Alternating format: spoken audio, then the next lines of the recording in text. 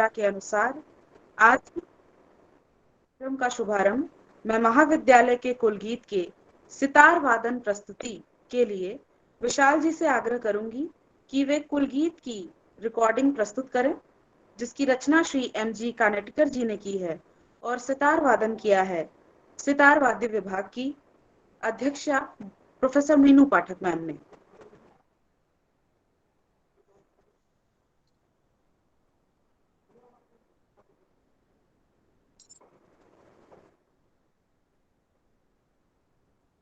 मैं विशाल जी से आग्रह करूंगी कि वो कुलगीत की रिकॉर्डिंग को प्रस्तुत करें।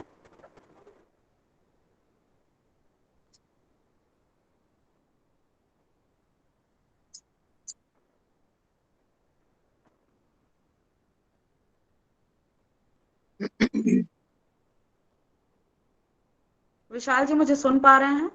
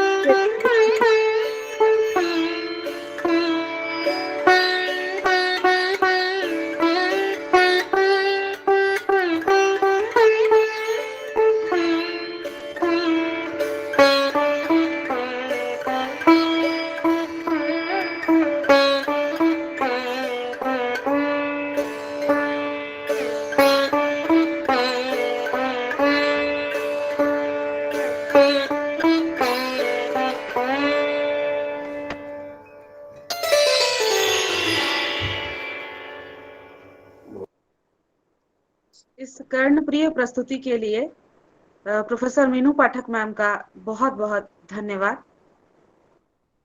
कार्यक्रम की अगली कड़ी में मैं विशाल जी से अनुरोध करूंगी कि वे एनी प्रशस्ति की रिकॉर्डिंग को प्रस्तुत करें, जिसकी रचना की है डॉक्टर आशा यादव मैम ने और संगीत निर्देशन किया है डॉक्टर मीनू पाठक मैम ने।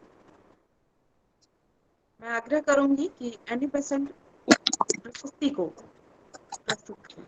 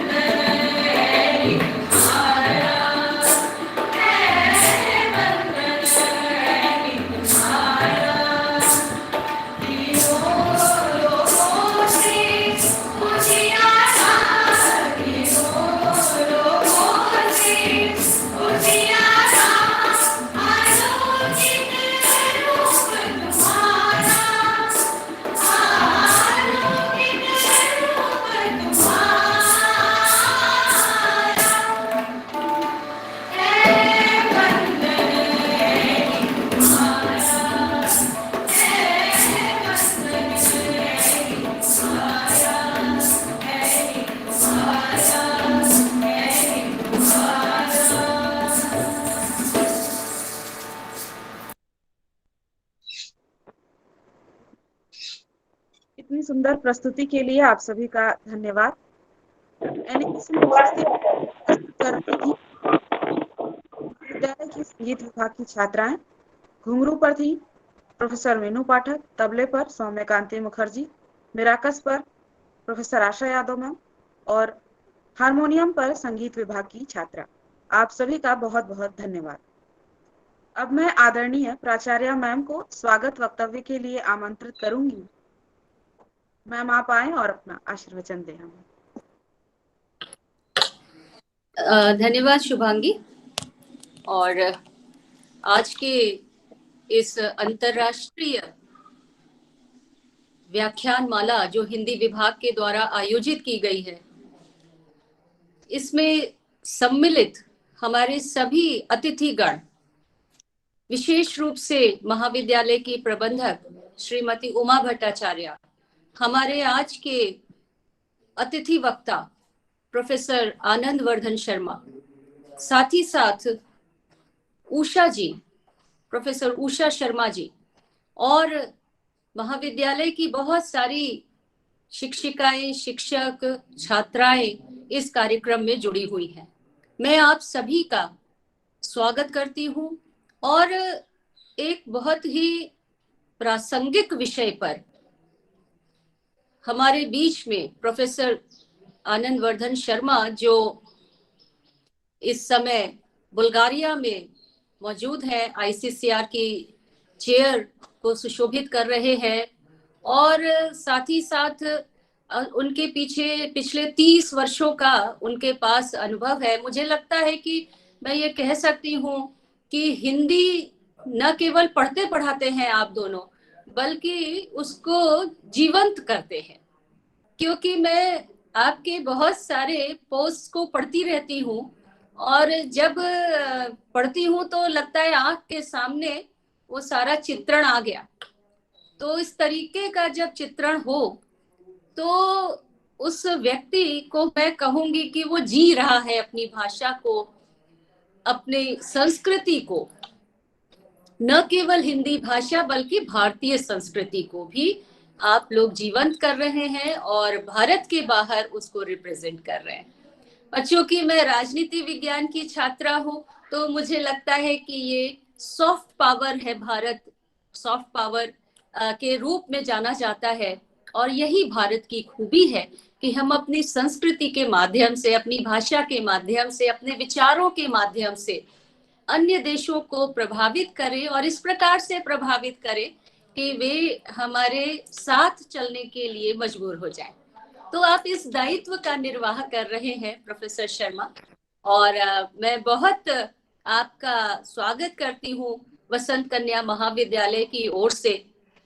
और अभी जैसा आपने हमारे कुलगीत को भी, कॉलेज का जो गीत है उसको सुना और एनी बेसेंट प्रशस्ति गीत को भी सुना, और आपने देखा कि जो एक वृक्ष डॉक्टर एनी बेसेंट ने लगाया था वो आज आपके सामने इस विशाल रूप में मौजूद है।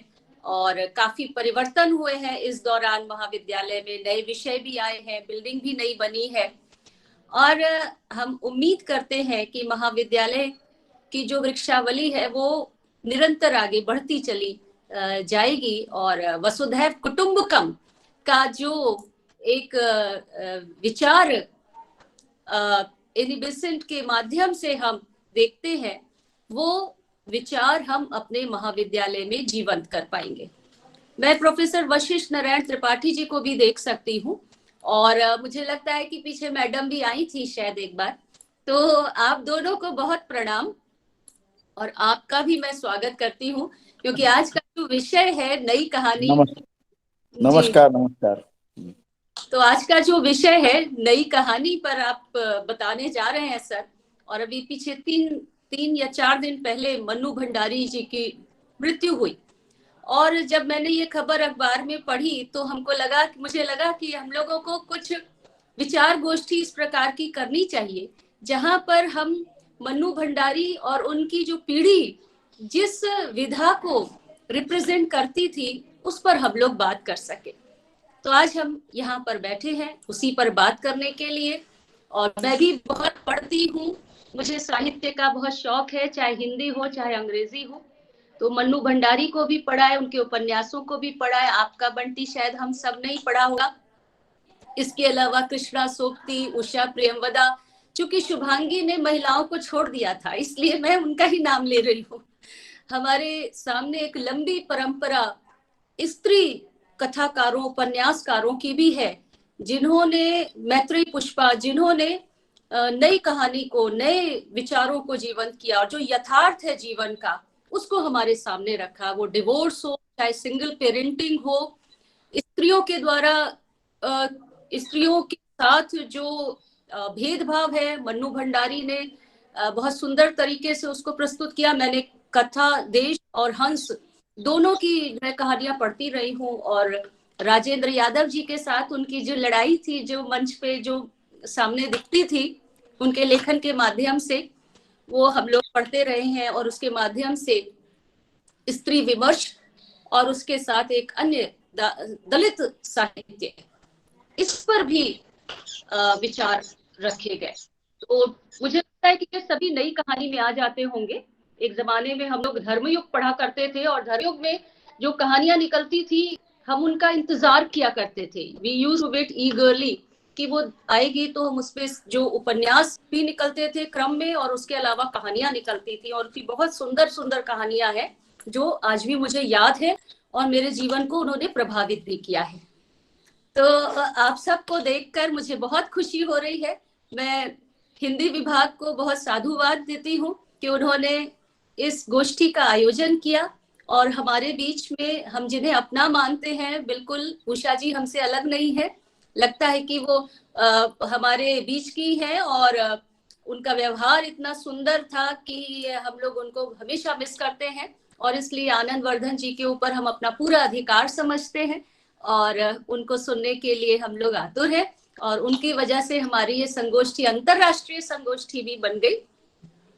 तो आप वाराणसी आए तो जरूर हम लोग मुलाकात करेंगे। और अब मैं शुभांगी को कहूंगी कि वो आगे कार्यक्रम का संचालन करे। एक बार फिर आप सबका अभिवादन। बहुत बहुत धन्यवाद मैम। आपकी पोस्ट मैं भी हमेशा देखती रहती हूँ। आपने देश विदेश में यात्राएं की हैं, और उन यात्राओं से जो भी आप वहाँ देखती हैं, समझती हैं, वहाँ की संस्कृति, भाषा शैली, उनके बारे में आपकी पोस्ट में हम लोग देखते हैं। और सर मैम के बारे में भी जो आपने बताया, आनंद सर और उषा मैम, उन लोगों के द्वारा भी जो भारत में वो रिप्रेजेंट करते हैं भारत को अन्य देशों में, तो वो हमारे लिए बहुत ही गौरव की बात है। आपका बहुत बहुत धन्यवाद।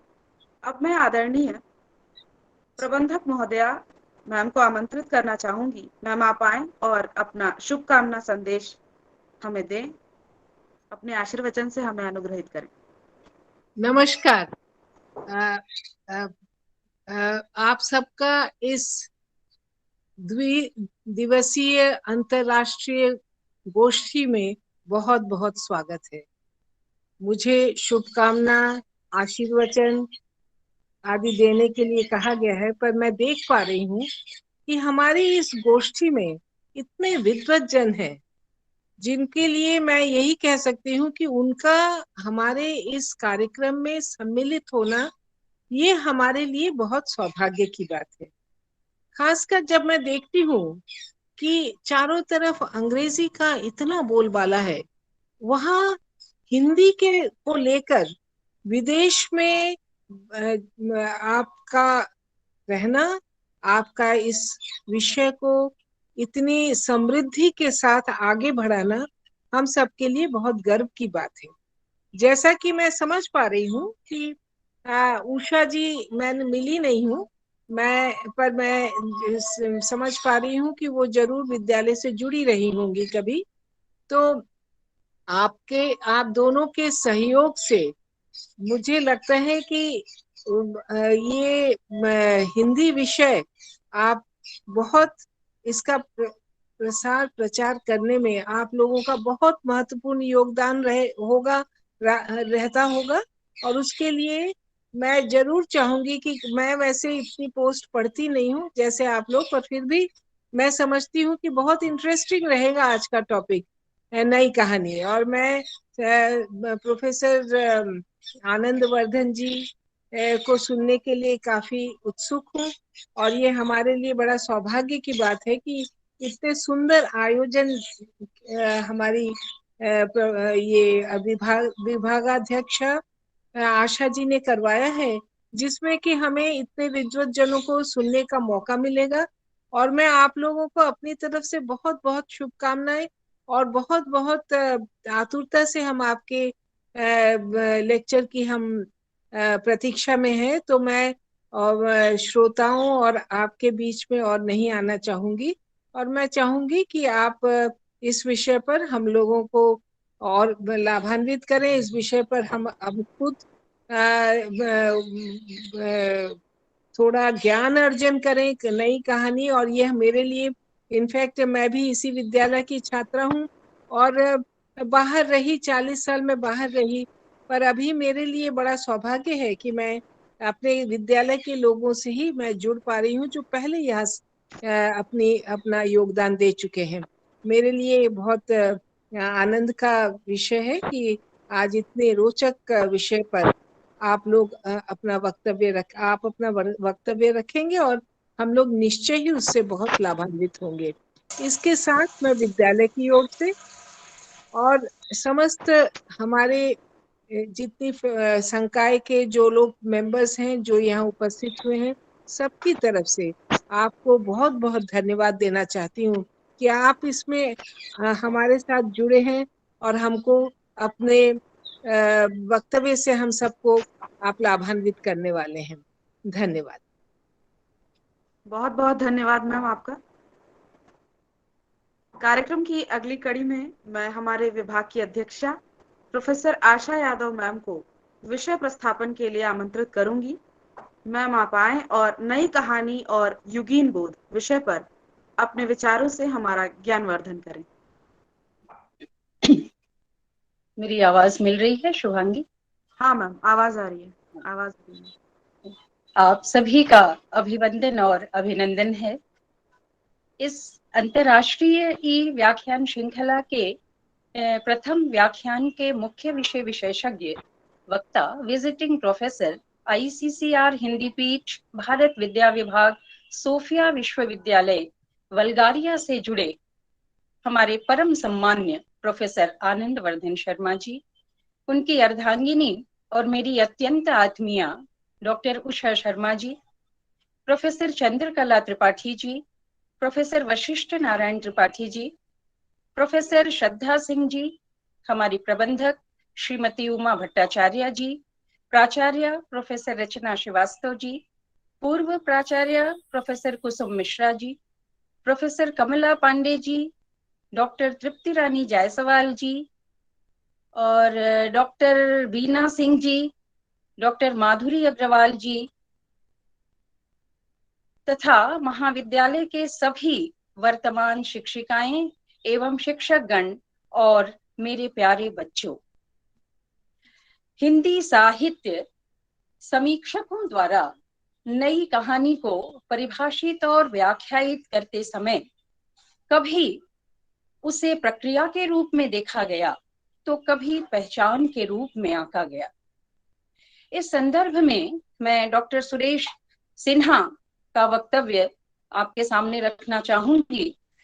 नई कहानी अपनी सामयिक सीमाओं के अंतर्गत यथार्थ युग, समय, परिवेश और रखने और मूल्यांकित करने की प्रक्रिया है, जो यथार्थ को उचित संदर्भों में बड़ी प्राणवत्ता के साथ अभिव्यक्त करने का प्रयास करती है। डॉक्टर रामदरस मिश्र का कथन भी इस संदर्भ में कोट करूंगी, जिन्होंने नई कहानी की चेतना को परिवेश से जुड़े व्यक्ति मन की चेतना के रूप में देखा है।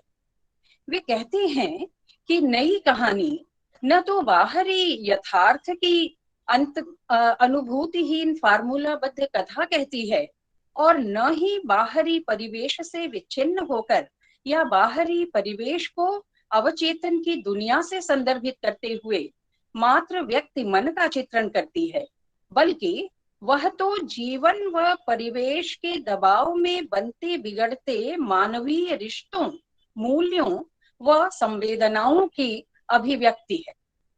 यहाँ पर रघुवीर सिन्हा का भी मत मैं जरूर प्रस्तुत करना चाहूंगी, जिसमें वे स्वीकार करते हैं कि नई कहानियां वे कहानियां हैं जो न केवल अपने कथ्य में नया विषय तथा चरित्र के नए पैमाने और एक नया अंदाज लेकर आई, बल्कि वे अपनी भाषा और ट्रीटमेंट में भी बिल्कुल नई लगी। और डॉक्टर गोवर्धन सिंह शेखावत का विचार जरूर उल्लेखनीय है। इस नई कहानी को वे पुरानी कहानी का ही विकसित रूप मानते हैं और कहते हैं कि सन 1950 के बाद कहानी के वस्तु एवं शिल्प में जो परिवर्तन आया, उसी के लिए नई शब्द की संज्ञा उसे दी गई और नई कहानी कोई अलग विधा न होकर पुरानी कहानी का ही एक विकसित रूप है। और वही कुछ ऐसे भी आलोचक हैं जो नई कहानी की व्याख्या या चर्चा करते समय ऐसा बताते हैं कि नई कहानी पुरानी कहानी से एकदम अलहदा और अप्रत्याशित विधा है। ऐसे लोग बड़ी चालाकी से न केवल अज्ञेय इलाचंद्र जोशी और यशपाल जी को खारिज करते हैं, बल्कि प्रेमचंद जी को भी वे अप्रासंगिक करार देते हैं। जबकि वास्तविकता यह है कि नई कहानी का एक बड़ा हिस्सा वस्तुतः उस हिंदी कहानी का ही विकास है जिसकी नींव को पुख्ता करने और उसे जीवन के बुनियादी प्रश्नों से जोड़ने का श्रेय केवल और केवल प्रेमचंद को जाता है। प्रेमचंद की कफन और पूस की रात आदि कहानियां इसी चेतना की उपज हैं। कफन में तो बात की नई कहानी के प्राय सभी वैशिष्ट्य बड़ी संजीदगी से मौजूद हैं। इस प्रकार नई कहानी का बीज वपन प्रेमचंद के द्वारा ही होता है। प्रेमचंद की परंपरा को आगे बढ़ाती हुई जो कहानियां 1950 से लेकर 1960-62 की अवधि में लिखी गई, उन्हें ही नई कहानी कहा गया। राजेंद्र यादव की जहां लक्ष्मी कैद है, प्रतीक्षा, एक कमजोर लड़की की कहानी, छोटे छोटे ताजमहल आदि, मोहन राकेश की मलबे का मालिक, परमात्मा का कुत्ता, अमरकांत की जिंदगी और जोंक तथा डिप्टी कलेक्टरी, मन्नू भंडारी जी की मैं हार गई व एक प्लेट सैलाब, कमलेश्वर की राजा निर्बंसिया, युद्ध व नीली झील, निर्मल वर्मा का अगर नाम लें तो उनकी परिंदे, कुत्ते की मौत व धूप का एक टुकड़ा, और मार्कंडे जी की हंसा जाई अकेला, गुलरा के बाबा और महुए का पेड़। शिव प्रसाद सिंह जी को देखें बनारस के तो कर्मनाशा की हार और आर पार की माला, तथा हरिशंकर परसाई की निठल्ले की डायरी और एक फरिश्ते की कथा जैसी अनेक बहुत सी अच्छी कहानियां इन ख्यातिलब्ध कथाकारों के द्वारा इस अवधि में लिखी गई और वे बहुत चर्चित भी हुई। इसी प्रसंग में एक और तथ्य मैं उद्घाटित कर देना चाहूंगी कि 1962 के बाद राष्ट्रीय स्तर पर मोहभंग और भ्रमभंग का एक लंबा सा दौर चला, जिसे समझने और आंकने में नई कहानी भी अधिक सफल नहीं रही। इसके अलावा व्यावसायिकता और नेतागिरी की प्रवृत्ति ने भी इस नई कहानी की शक्ति को और कमजोर किया। इसीलिए आंदोलन के रूप में नई कहानी मुख्यतः छठे दशक की एक रचनात्मक उपलब्धि कही जा सकती है। इस समय में वर्तमान क्राइसिस को जीने और भोगने वाली वही पीढ़ी थी जो स्वतंत्रता मिलने के समय वयस्क हो रही थी। इसीलिए उनके लेखन में एक ताजगी की तासीर दिखती है। उनकी कहानियों का कथ्य भी नया है। छठे दशक की ये जो कहानियां हैं, वे पूर्ववर्ती कहानियों से मिजाज में भी और लिबास में भी बिल्कुल नयापन लिए हुए सी दिखती हैं। और यही वह समय भी है जब नई कहानी को एक केंद्रीय विधा के रूप में प्रतिष्ठित होने का गौरव भी प्राप्त होता है। तो नई कहानी के अगर हम युगबोध के संदर्भ में बात करें तो हम सभी इस तथ्य से वाकिफ हैं कि प्रत्येक युग की अपनी दृष्टि और सृष्टि होती है, तथा बदलते संदर्भों में जिस दृष्टि का विकास होता है उससे प्रेरित होकर ही साहित्य सृष्टि के नित नए नए आयाम खुलते चले जाते हैं। इसीलिए कोई भी साहित्य युग निरपेक्ष नहीं रह पाता है। उसके मूल में इतिहास और जीवन, परिवेश और वातावरण तथा परंपरा और प्रगति की जो नई भंगिमाएं हैं वो सदैव क्रियाशील रहती है। सृजन यदि अपने समकालीन परिवेश से आंखें चुराता है तो वह न तो जीवंत यथार्थ बन पाता है और न ही उसका प्रभाव स्थायी होता है। किन्हीं मूल्यों को उत्प्रेरित करने की क्षमता भी उसकी समाप्त हो जाती है। अपने चारों ओर फैले परिवेश के दबाव को प्रत्येक नए संवेदनशील रचनाकार ने बड़ी शिद्दत से सहा है और भोगा भी है, कभी चाहे तो कभी अनचाहे से। इसीलिए उनका मन विक्षुब्ध होकर प्रतिक्रियात्मक होता हुआ दिखता है।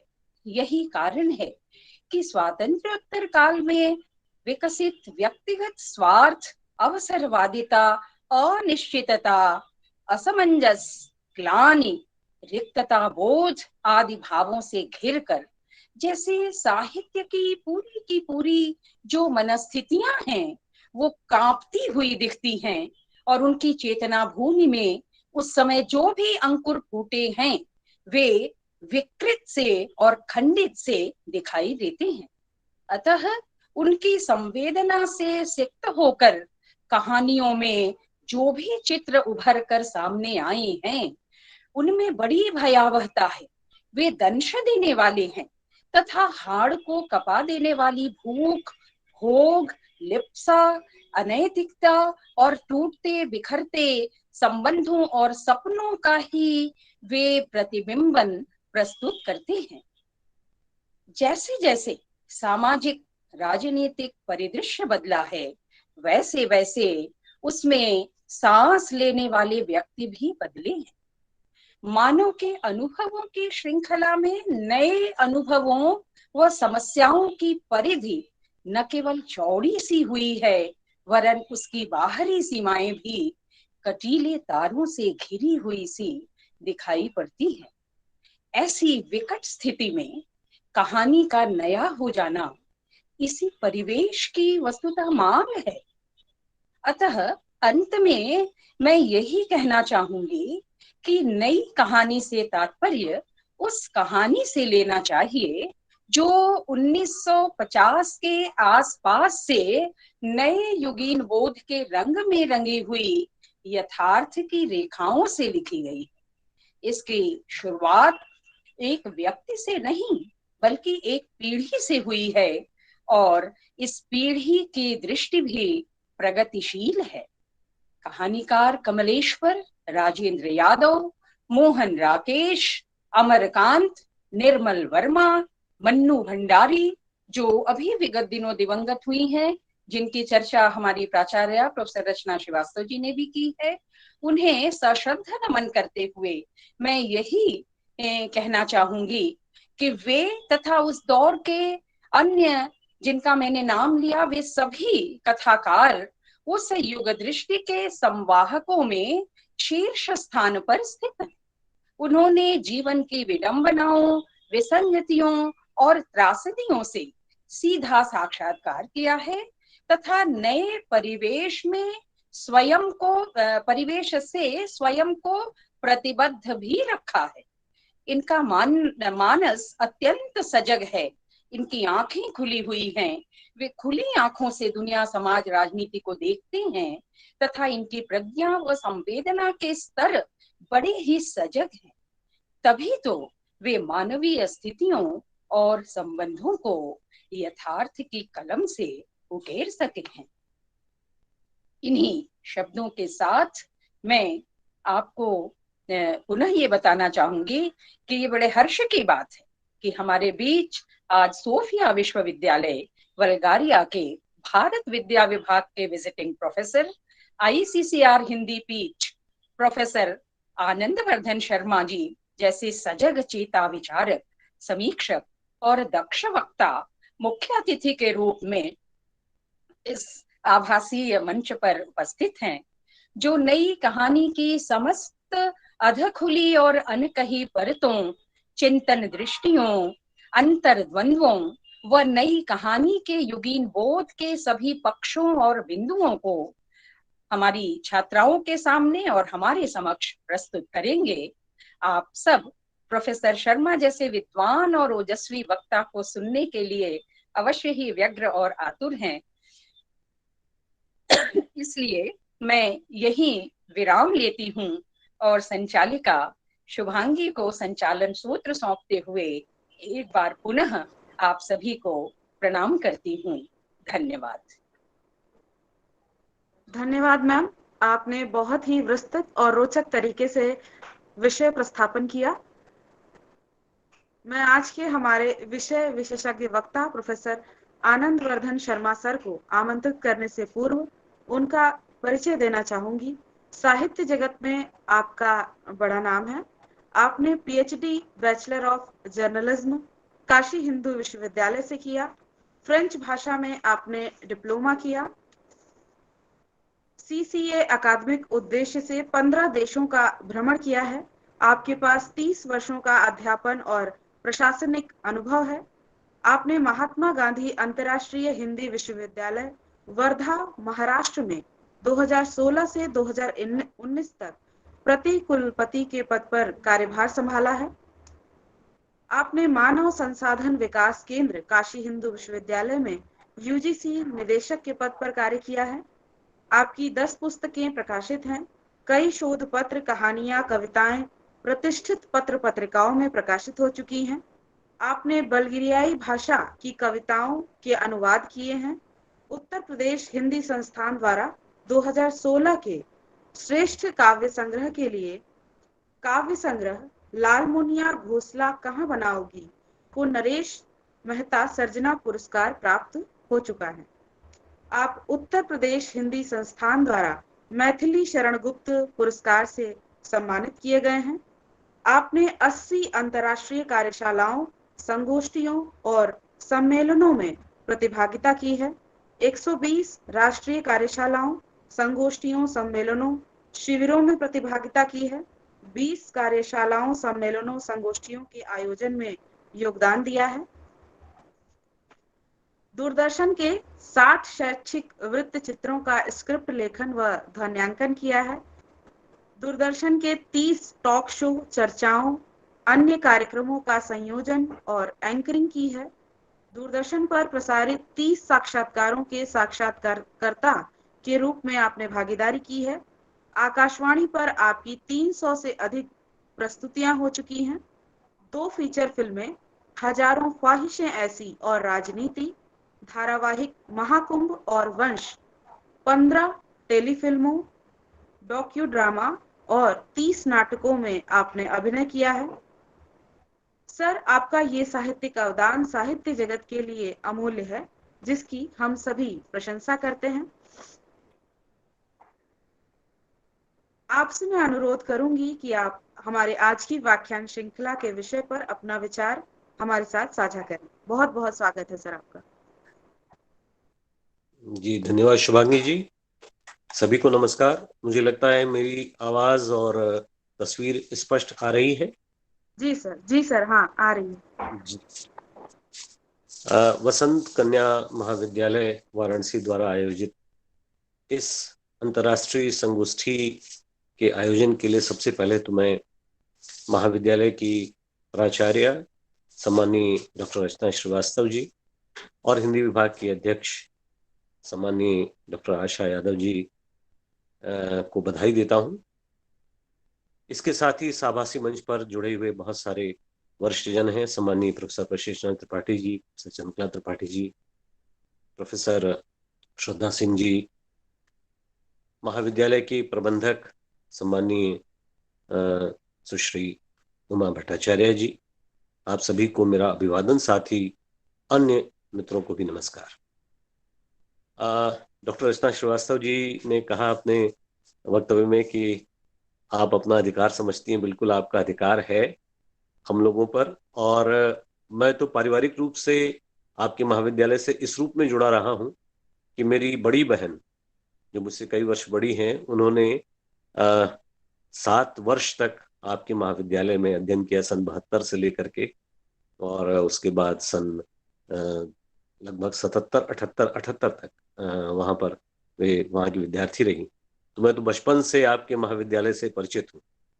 साथ ही मेरी पत्नी डॉक्टर उषा जी, इनकी चर्चा आपने की, वो भी लगभग 1 वर्ष तक आपके यहाँ अध्यापन का कार्य कर चुकी हैं।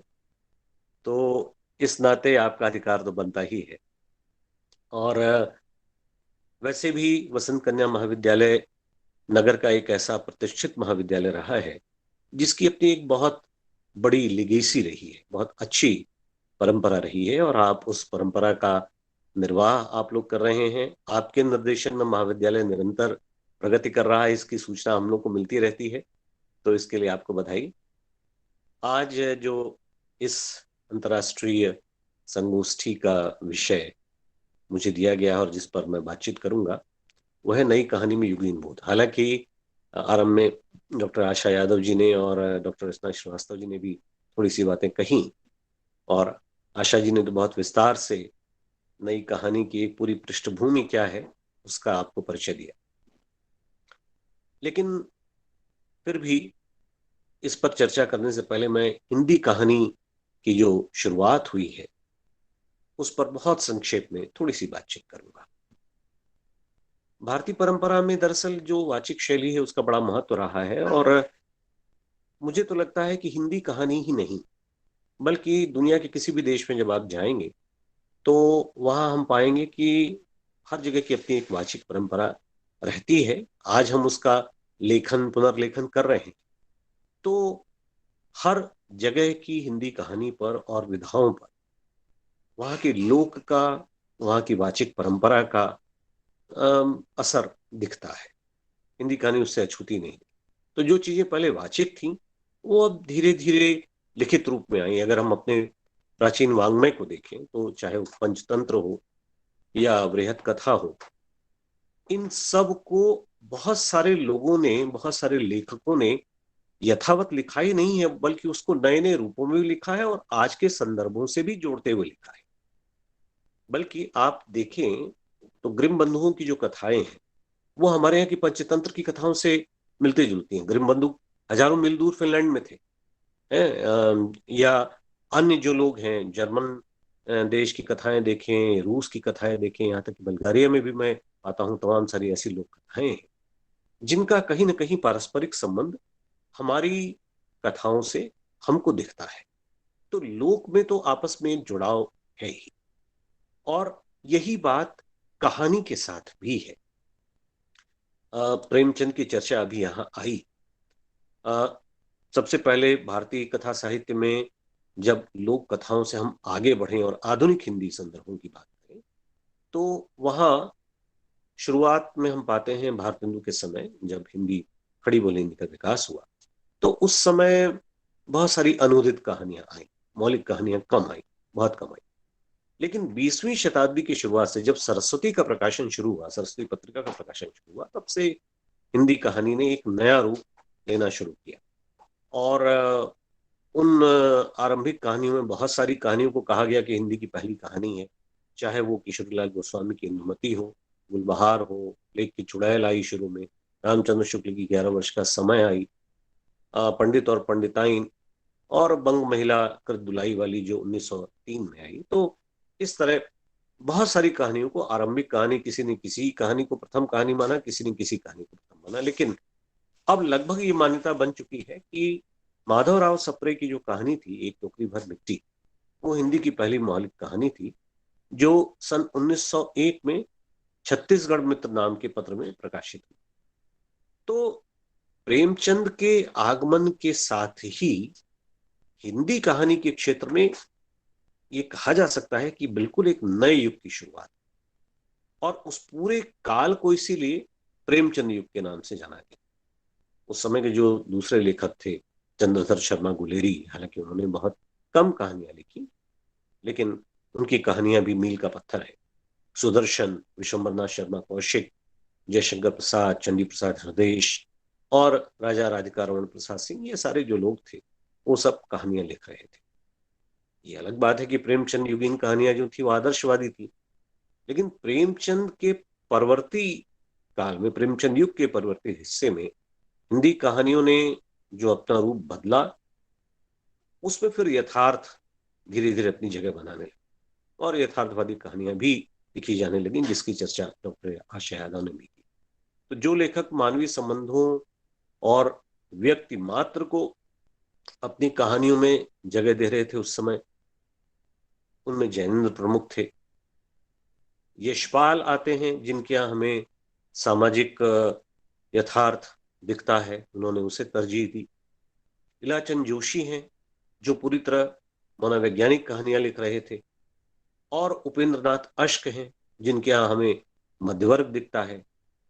तो इसी तरह अन्य लेखकों में भी बहुत सारे लेखक, एक बहुत लंबी फहरिस्त है, लेकिन कुछ जो प्रमुख नाम हैं, अमृतलाल नागर हैं, विष्णु प्रभाकर हैं, द्विजेंद्रनाथ मिश्र निर्गुण हैं, और महिला लेखिकाओं में भी कुछ लेखिकाएं थीं जो जिन्होंने कहानियां लिखना शुरू किया था। सत्यवती मलिक, कमला चौधरी, उषा देवी मित्रा, ये सारी महिला लेखिकाएं भी कहानियां लिख रही थी। इसी क्रम में अमृत राय हमें दिखाई देते हैं, रांगे राघव दिखते हैं। अब 1947 जब आया और भारत स्वतंत्र हुआ, तो इस परिवर्तन का प्रभाव समाज से लेकर साहित्य तक सब पर दिखने लगा।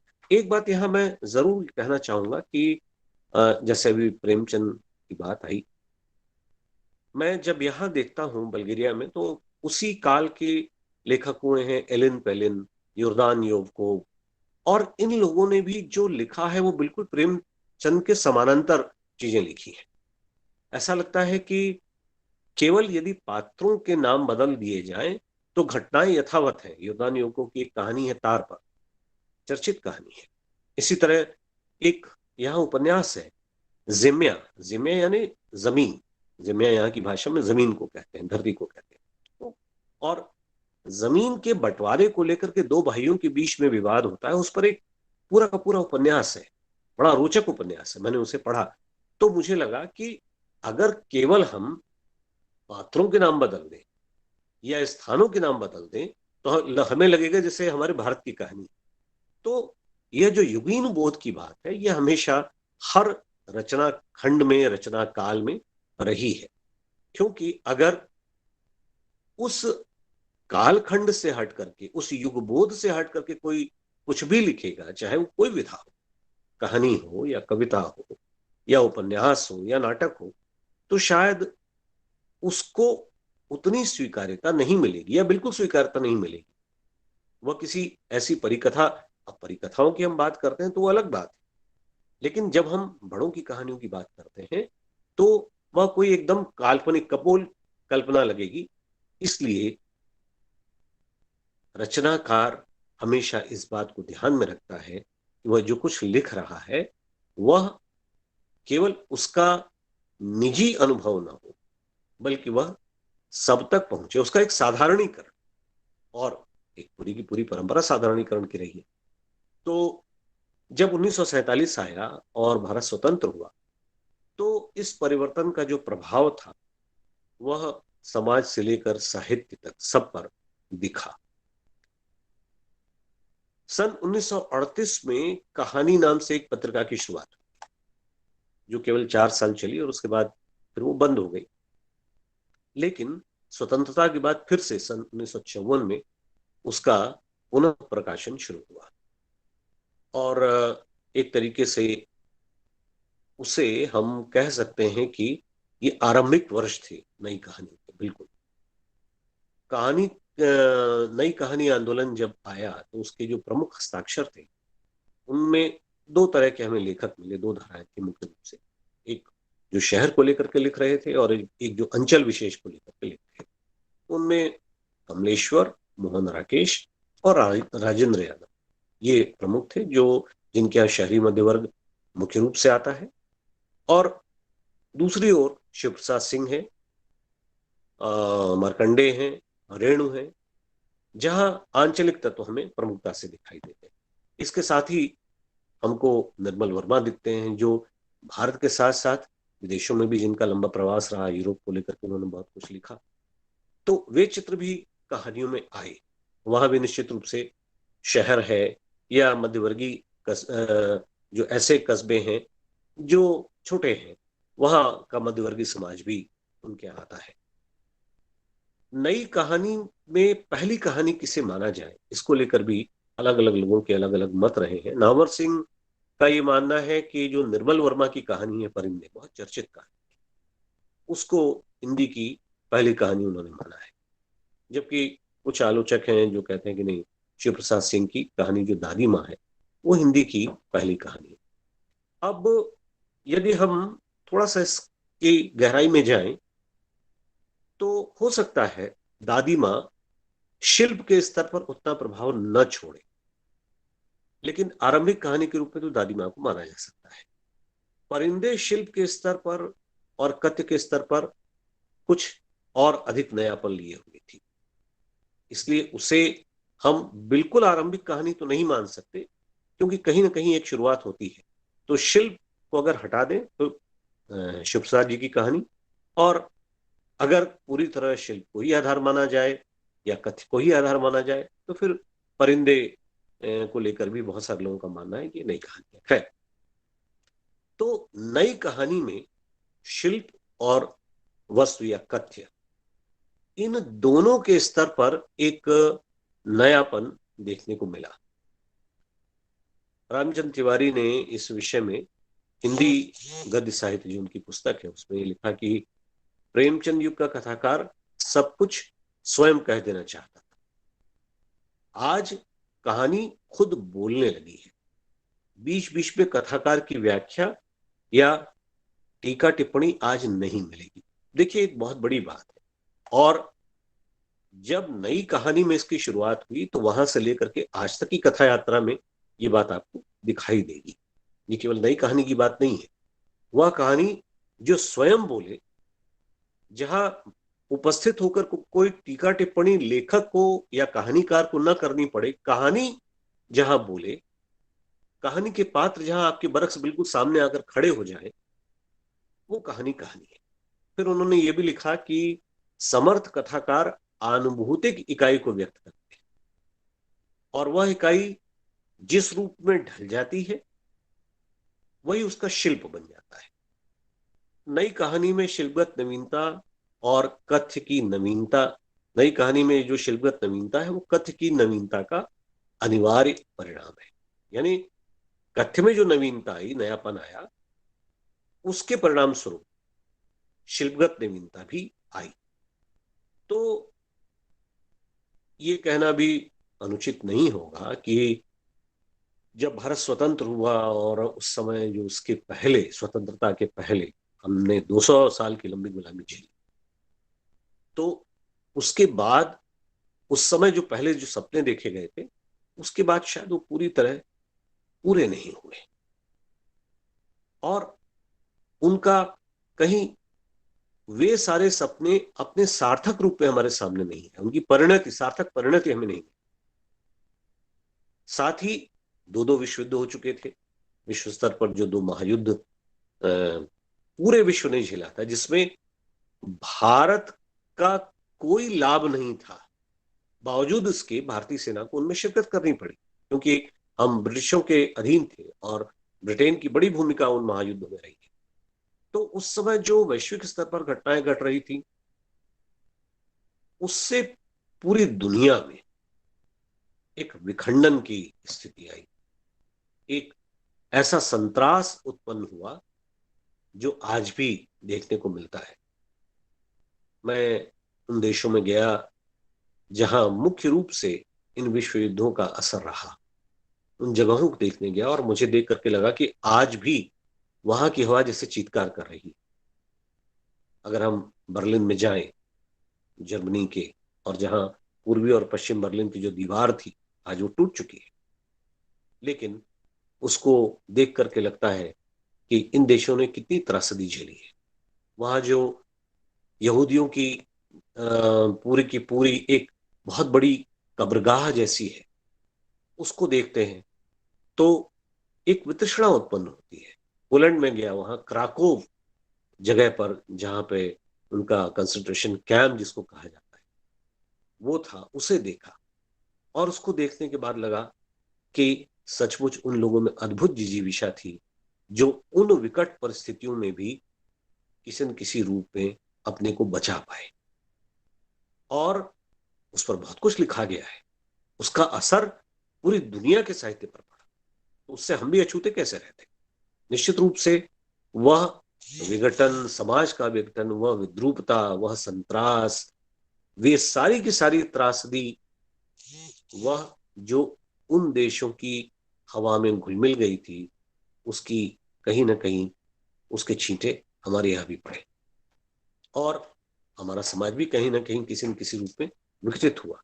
तो यह जो व्यक्ति का अमानुषिक चेहरा था वह दिखाई पड़ने लगा और इस अमानुषिकता से साहित्य भी अपने आप को दूर नहीं रख पाया। उसका उसने चित्रण किया, या कहीं एक इस ओर उसकी चिंता थी, लेखक की चिंता थी, उस लेखक की चिंता ही नहीं थी बल्कि उससे उबरने की एक कोशिश भी थी, क्योंकि वह जो कुछ भी लिखता है लेखक, वह केवल इसलिए नहीं लिखता कि उसकी सूचना दी जाए, उससे मनोरंजन हो, बल्कि वह कुछ सोचने के लिए भी विवश करता है।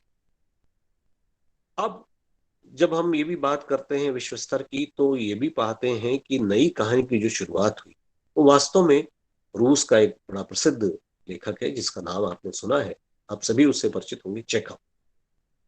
वहां से हम पाते हैं उनकी कहानियों में यथार्थवाद था और सामान्य मनुष्य, या जिसको हम लघु मानव कहते हैं, एक ऐसा व्यक्ति जो आम आदमी है, उसकी स्थापना भी दिखती है।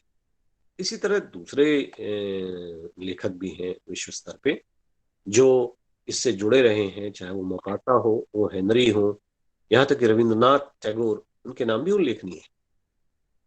आप रविंद्रनाथ के साहित्य को देखें, वहां बिल्कुल उस आम आदमी के जीवन का चित्रण मिलता है जो लगता है कि हमारे आसपास का है, हमारे अगल बगल का है। तो जब जब समाज में और राजनीति में परिवर्तन हुआ है, तब तब साहित्य के स्तर पर भी कथ्य और शिल्प में बदलाव आया ही है। अब जब स्वतंत्रता प्राप्ति हमें हुई, हमें स्वतंत्रता मिली, उसके साथ एक और बड़ी चीज मिली, एक ऐसा विद्रूप चेहरा हमें मिला जिसे हम देश के विभाजन के रूप में देखते हैं। सामाजिक और आर्थिक परिस्थितियां एक नए रूप में हमारे सामने है। और मैंने आपसे कहा कि जो 2 महायुद्ध हुए थे उन्होंने भी प्रभाव डाला था। इसके फलस्वरूप दुनिया भर में बहुत सारी नए आंदोलन चले, new signature, new writing, penguin जैसे बहुत सारे आंदोलनों की शुरुआत हुई और हिंदी कथा साहित्य पर भी उसका प्रभाव रहा। तो आस्थाओं का विखंडन, कुंठाएं, दिग्भ्रमित समाज, संबंधों में आई दरारें, इन सब को नई कहानी ने समाहित किया और नई कहानी आंदोलन से जुड़े रचनाकारों ने इनको आधार बनाकर कहानियां लिखी हैं। यानी जो तत्कालीन युग बोध था वो इन सब कहानियों में विस्तार से चित्रित हुआ। उस समय मनुष्य के सोचने का दृष्टिकोण बदला, रचनाकार नए अनुभवों से दो चार हुए, संचार के साधन बढ़े। आज तो बहुत ज्यादा हो गए, आज तो सूचना का विस्फोट है, आपके हाथ में मोबाइल है और दुनिया के किसी कोने में कहीं कोई घटना घटती है और आप तक तुरंत पहुंच जाती है। उस समय ऐसा नहीं था, लेकिन बावजूद उसके संचार के साधन बढ़ते जा रहे थे और धीरे धीरे उनके विस्तार ने पूरे समाज को प्रभावित किया। तो जो रचनाकारों के अपने अनुभव थे और उनकी जो अपनी संवेदनाएं थी, वे सब कहानियों में आई। हालांकि नई कहानी में हमको जो परंपरा का विरोध है वो भी दिखता है, लेकिन इतना ही नहीं है, उस विरोध के साथ साथ बहुत सारे रचनाकार अपनी पहले से चली आ रही परंपरा के का विस्तार इसे मानते हैं। कमलेश्वर ने नई कहानी की भूमिका में लिखा कि हिंदी कहानी को उस परंपरा से जोड़कर विकसित किया गया जो परंपरा हिंदी कहानी के जगत में प्रेमचंद ने स्थापित की थी। अभी डॉक्टर आशा यादव जी चर्चा कर रही थी कफन की, बिल्कुल सही है, हमें यथार्थवादी दृष्टिकोण वहीं से, लेकिन वो प्रेमचंद का उत्तरार्ध है। प्रेमचंद की आरंभ की कहानियां देखिए, वो बिल्कुल आदर्शवादी हैं, फिर यथार्थोन्मुख हमें मिलती है और फिर बाद में बिल्कुल यथार्थवादी कहानियां आ जाती है। अगर ये न कहा जाए कि कफन उस समय की कहानी है, तो कफन कहानी का जो कथ्य है वो आज भी उतना ही सत्य प्रतीत होता है। भले उसमें आज लगभग 100 साल, अभी 100 साल नहीं हुए हैं, लगभग 80-85 साल हो चुके हैं। तो तब से लेकर आज तक की स्थितियों में हमें यदि यथास्थिति दिखती है तो इसका अर्थ ये हुआ कि वे स्थितियां आज भी कहीं ना कहीं किसी न किसी रूप में भारत के गांव में मौजूद हैं या भारत के निम्न वर्ग में मौजूद हैं, चाहे वो गांव हो चाहे शहर हो। आप झुग्गियों की ओर चले जाएं, वहां देखें, ठीक है वो शहर में बसे हुए ऐसे गांव हैं जहां तमाम सारी विसंगतियां, तमाम सारी विद्रूपताएं आपको दिखेंगी, जहां अभाव दिखेगा। बहुत सारे लोगों ने इसके बारे में लिखा भी है। खैर, तो जो लेखकों की नई पीढ़ी आई उस समय, उसने उस हर वस्तु को एक नई दृष्टि से देखा। वहां आधुनिकता भी आ रही थी, शैली के स्तर पर भी नयापन आ रहा था, वस्तु के कथ्य के स्तर पर भी नयापन आ रहा था, जीवन के स्तर पर नयापन आ रहा था, संबंधों में एक नवीनता आ रही थी।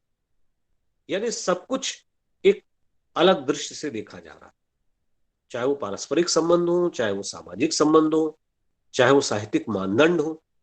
तो जब पुराने लेखकों में पुरानी कथा रूढ़ियों से खुद को अलग करने की प्रवृत्ति हम नहीं देखते वहां, ये एक बात है, और इसको स्वीकार भी किया है, बहुत सारे लेखकों ने इसे स्वीकार किया।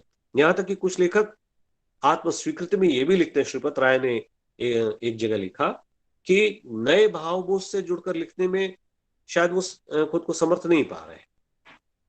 कहानी पत्रिका का जो नववर्षांक था 1956, जिसमें बहुत सारे जो नाम अभी लिए गए, लगभग उन सभी लेखकों की कहानियां थी, 36 कहानियां वहां आई, और एक तरीके से नई कहानी की एक मुकम्मल शुरुआत उसे हम कह सकते हैं। बिल्कुल स्थापित हो गया कि यह यहां से नई कहानी की शुरुआत होती है। नई कहानी की वे सारी कहानियां, वे सारे लेखक और उनकी कहानियां वहां हमें नववर्षांक में मिली। तो उसी में श्रीपत राय ने लिखा कि ये स्वीकार करने में मुझे कोई आपत्ति नहीं है कि कहानी का स्वरूप बदल रहा है, और मैं शायद अपने पुराने संस्कारों के कारण कहानी से ये मांग कर रहा हूं जो आज उसका लक्ष्य ही नहीं है। यानी जो पुराने रचनाकार थे वे इस चीज को में अपने आप को शायद फिट नहीं कर पा रहे। तो ये कहना अनुचित भी नहीं होगा कि लेखकों की जो तत्कालीन पीढ़ी थी वो एक तरीके से स्वयं को अन्वेषित कर रही थी। उससे पहले हम देखते हैं जो तार सप्तक आया, उसमें जो प्रयोगवाद की चर्चा हुई, उसमें ये कहा गया कि ये सारे के सारे लेखक राहु के अन्वेषी है। तो एक तरीके से नई कहानी भी, वहां के लेखक भी अपना अन्वेषण कर रहे थे, और नई कहानी जो नाम पढ़ा, उस नाम पढ़ने के पीछे एक कारण नई कविता भी है। नई कविता की तर्ज पर कुछ लोगों का मानना है कि नई कहानी नाम पढ़ा, और उस समय फिर वही जो 60 का दशक था, 54 के बाद बड़ी तेजी से तमाम सारे लेखकों ने नई कहानी के बारे में लिखना शुरू किया, नई कहानी पर लिखना शुरू किया, बहुत सारी संगोष्ठियां हुई। तो एक, अब ये अलग बात है कि एक दशक से थोड़ा बहुत कम अधिक ही ये कहानी रह पाई, यह कहानी आंदोलन चला। नई कहानी के रूप में जो जिस आंदोलन को देखते हैं वो उतना ही चल पाया, उसकी बहुत सारी वजहें भी थी, इनकी थोड़ी सी चर्चा आगे भी होगी। तो यह जो तत्कालीन युग बोध था, उसको नई कहानी आंदोलन में हम पूरी तरह उपस्थिति नहीं पाते, बल्कि उसकी विसंगतियों को, उसकी खामियों और खूबियों दोनों के साथ देखते हैं, और नई कहानी इसमें बिल्कुल सफल दिखती है। अगर हम राजेंद्र यादव के शब्दों में कहें तो उनका मानना है कि कहानी शुरू से आदमी और आदमी के बीच संवाद की एक विधा है, और जब तक आदमी है तब तक संवाद बना रहेगा, तब तक कहानी बनी रहेगी। ये राजेंद्र यादव का कहना, और ये बात सही है। मुझे तो लगता है कि जब जीवन की शुरुआत जब से हुई होगी और आदमी ने जब से भाषा का व्यवहार करना शुरू किया होगा, उसी दिन से कहानियों ने जन्म लेना शुरू कर दिया। भले ही आज भी कहानियां हमारे पास नहीं है, क्योंकि मैंने आपसे कहा ना कि मौखिक परंपरा पूरी तरह जीवित नहीं रह पाती। अब तो संसाधन है, लेकिन पहले की बात अलग थी। तो राजेंद्र जी का ये कहना कि हम कहानी सुनेंगे, कहानी का मतलब आज है अपने अनुभवों को उसमें साझीदार करना और किसी को उसमें शामिल करना। और ये बात सही भी है, हमारे यहाँ किस्सा गोई की परंपरा रही है। मुझे याद है कि बचपन में हम लोग जब अपने गांव जाया करते थे तो वहां बहुत सारे किस्सा गो होते थे, और मेरे पिताजी जो स्वयं लेखक थे उन कहानी कहने वालों को बुलाते थे, और हम लोग रात रात भर कहानियां सुनते थे। तो हम लोग को तो रात में नींद आ जाती थी, लेकिन पता चलता था कि वो सुबह तक कहानियां सुना रहे हैं। उनके पास इतनी कहानियों का खजाना हुआ था। तो सचमुच ये बात बिल्कुल सही है कि आदमी और आदमी के बीच संवाद की विधा कहानी भी है। यहां फिर मुझे याद आते हैं मैक्सिम गोर्की। उन्होंने भी एक बड़ी महत्वपूर्ण बात कही है। गोर्की ने कहा कि साहित्य का लक्ष्य यही है कि वह अपने आप को समझने में मनुष्य की सहायता करे, उसका आत्मविश्वास बढ़ाए, उसमें सत्य की कामना जगाए, और लोगों में जो ओछापन है उससे जूझे, और उनमें जो अच्छाइयां हैं उन्हें देखे और दिखाए। लोगों के हृदयों में लज्जा, आक्रोश और साहस की भावनाएं संचालित करे, तथा इस बात का पूरा प्रयत्न करे कि लोग उदात्त आत्मिक शक्ति पाएं और अपने जीवन को सौंदर्य के पावन आलोक से उद्दीप्त करें।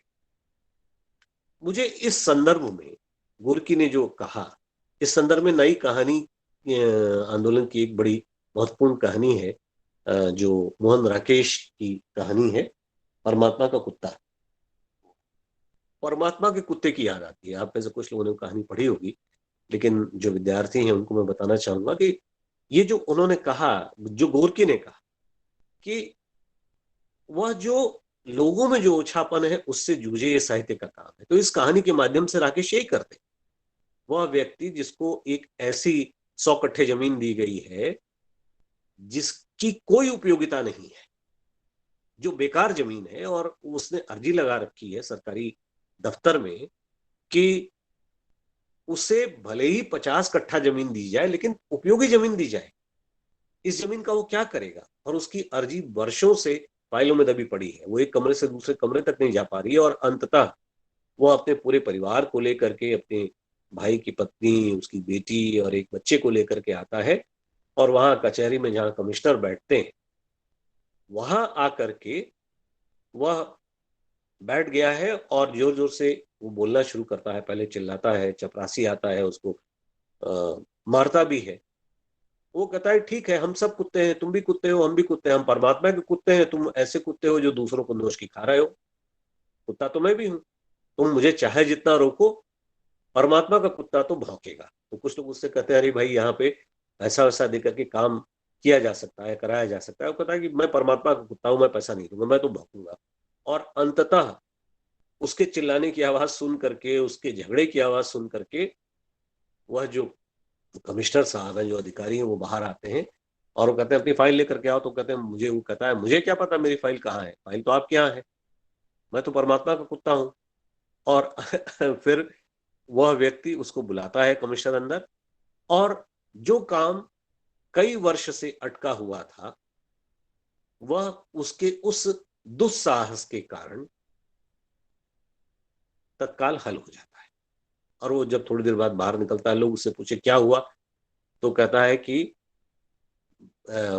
तुम सब कुत्ते हो, कुत्ता तो मैं भी हूं, लेकिन तुम भी भौंको, भौंकने से काम बनेगा। और फिर वो आगे चला जाता है। अब फिर यथास्थिति वही क्रिएट हो जाती है, वही यथास्थिति बन जाती है। फिर लोग अपने अपने कामों में लग जाते हैं, क्योंकि हर व्यक्ति उस रास्ते को अख्तियार नहीं कर सकता, नहीं कर पाता, क्योंकि जो धूमिल की पंक्तियां हैं ना कि वह पुर्जा छिटक कर बाहर नहीं आता, क्योंकि उसके चारों ओर भी घूमता हुआ एक पूंजीवादी दिमाग है। तो छिटक कर बाहर तो आना चाहता है, लेकिन आ नहीं पाता। वही स्थिति सबके साथ। हम बदलाव चाहते तो हैं, लेकिन बदलाव कोई और कर दे। यहां पर वह व्यक्ति तय करके जाता है कि अब कुछ भी हो जाए, हमसे अब कोई क्या ले लेगा, मेरे पास तो कुछ है ही नहीं, मैं तो बिल्कुल नंगा हूं। और वो कहता है कि पहले वो अपनी शर्ट उतारता है, फिर वो तहमद पर जब हाथ लगाता है तो लोग उसे रोक देते हैं कि नहीं नहीं। तो ये जो कहा गया कि नंगों से भूत भी डरता है, तो वह व्यक्ति जो परमात्मा का कुत्ता बन करके आया है, उसके चिल्लाने के कारण काम हो गया। तो यह जो ओछापन है, उससे ये कहानियां जूझ रही हैं कहीं ना कहीं। और गोरकी का ये कथन इस कहानी पर मुझे पूरी तरह खरा मालूम होता है कि कम से कम उसके चिल्लाने के कारण लोगों के हृदय में लज्जा तो आई, उसके आक्रोश ने, उसके साहस ने स्थितियों को बदला। लेकिन विचार करने की बात यह है कि क्या तब से लेकर आज तक इन स्थितियों में कोई बदलाव आया है? शायद नहीं। ये कहानियां पढ़ने के बाद, या ऐसे ही आप दूसरी कहानी देखें बिल्कुल इसके समानांतर, भोलाराम का जीव, हरिशंकर परसाई जिनकी चर्चा यहां हुई। भोलाराम के जीव में भी वह व्यक्ति भोलाराम जिसकी मृत्यु हो चुकी है, वो अपनी पेंशन के कागजों के लिए परेशान है। उसका जो जीव है, जो भूत है, वह आया हुआ है और वो खोज रहा है कि कहां आखिर वो उस फाइल के अंदर घुसा हुआ है। तो ये स्थितियां आज की नहीं है, ये स्थितियां स्वतंत्रता के बाद से ही शुरू हो गई थी। कभी कभी मुझे आश्चर्य होता है जब मैं सुनता हूं कि जो नॉर्डिक कंट्रीज है, वे देश जो स्कैंडिनेवियन देशों के नाम से जाने जाते हैं, वहां आखिर ईमानदारी इतनी अधिक कैसे है? चाहे फिनलैंड हो, नॉर्वे हो, या स्वीडन हो, या डेनमार्क हो, इन देशों को कहा जाता है कि यहाँ ट्रांसपेरेंसी इंटरनेशनल नाम की एक संस्था है जो प्रतिवर्ष एक ऐसा सर्वे करती है जिसमें ये पता चलता है कि कौन सा देश कितनी ईमानदारी है। तो यहाँ ईमानदारी का स्तर बहुत ऊंचा है और ये कोई ऐसी बात नहीं है जो छिपी हुई है। और हम जब अपने यहाँ देखते हैं, हमारे यहाँ हम मानव संसाधन की दृष्टि से बहुत सबल राष्ट्र के रूप में, हमारी एक बहुत अच्छी परंपरा है, फिर आखिर क्या ऐसी चीज है जिसने उन चीजों को पीछे ढकेलने का काम किया है? क्यों यह भ्रष्टाचार स्वतंत्रता के बाद से हम पर हावी होता चला गया? ठीक है, अब धीरे धीरे कुछ स्थितियां बदल रही हैं, लेकिन कितनी और कब तक यह सब दंश हमको फिर से झेलना पड़ेगा? रचनाकार हमेशा इस बात को आगे बढ़ाता है और चाहे वो कवि हो, चाहे वो कहानीकार हो, वो अपनी रचनाओं के माध्यम से इन स्थितियों को बदलने की कोशिश करता है। तो जो जीवन की सच्चाइयां हैं, उनका जो अन्वेषण हमेशा कष्ट का, परिश्रम का और जोखिम का काम रहा है। लेखन भी दरअसल ऐसा ही एक काम है। लेखक अपने देश और समाज के साथ होता है, रहता है, और यदि व्यवस्था अन्यायकारी है तो उसे उस व्यवस्था से टकराना पड़ता है। तो जब समाज में साहित्य, कला, इन सब का अगर सम्मान नहीं होगा तो उसे उपेक्षित होने का खतरा उठाना पड़ सकता है, इसमें कोई संदेह नहीं। और जब अवसरवादी मनोवृत्तियां जो हैं उनकी ही कद्र होगी तो उसे सुख वैभव आदि की जिंदगी भी त्यागनी पड़ेगी। ये सभी खतरे लेखक के लिए हैं और इनके बीच उसे साहित्य की एक मशाल जैसी जलाए रखनी पड़ती है। तो रचनाकार से मांग करती है किस चीज की? जीवन, समाज और जनता के निकट रहे, उनसे कदम कदम पर सीखने की और रचना के साथ घोर परिश्रम करने, एक पठन की, पाठन की, इन सब की मांग लेखक से की जा रही है। और वही लेखक बड़ा है जो लिखने के साथ साथ पढ़ भी रहा है दूसरों को। आज की स्थितियां क्या है? ये कहने की जरूरत नहीं है। एक लेखक हुए विक्टर श्लाउस्की, उनकी पंक्तियां बहुत सार्थक मुझे लगती हैं कि भाषा और साहित्य के बीच वैसा ही संबंध है जैसा पुराने जमाने में हवा और पालदार पोत के साथ होता था। पुराने समय में जो जहाज चला करते थे, जो पोत चला करते थे, उनमें बड़े बड़े पाल हुआ करते थे। आप लोगों ने भी पुरानी फिल्मों में देखा होगा, या नई फिल्मों में जो उस समय की, उस युग की फिल्में बनती हैं, उनमें देखा होगा। तो उस हवा और पालदार पोत के मार्ग के बीच का उसका जो संबंध है भाषा और साहित्य के बीच, लेखक शैली के पालों पर नियंत्रण बनाए रखता है। जैसे हम पाल को मोड़ देते हैं हवा के रुख के अनुसार, तो उसकी दिशा बदल जाती है। ठीक वही भाषा और साहित्य की बात है।